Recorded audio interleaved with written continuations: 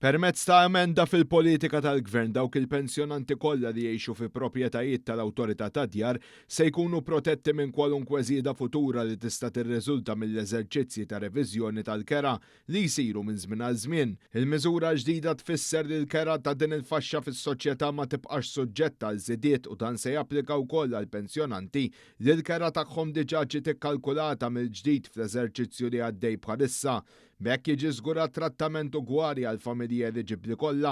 Stqarrija mill-Ministeru għall-Akkomodazzjoni u l-Artijiet qalet li filwaqt li t-titjib riċenti fil-mekkaniżmu tal-kalkolu tal-kera diġà wassal għal valutazzjonijiet aktar ġusti u aktar favorevoli għall-kerrejja, il-Gvern identifika l-ħtieġa li jintroduċi salvagwardja addizzjonali għal pensjonanti li jiddependu primarjament mid-dħul tal-pensjoni tagħhom.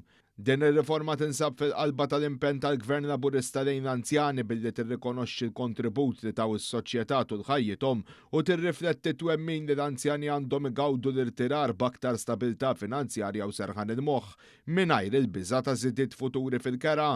Il-Ministru responsabbli jew imbonniċi qal li l-emenda eżempju ieħor ta' gvern li jpoġġi lin-nies fiċ-ċentru tad-deċiżjonijiet tiegħu.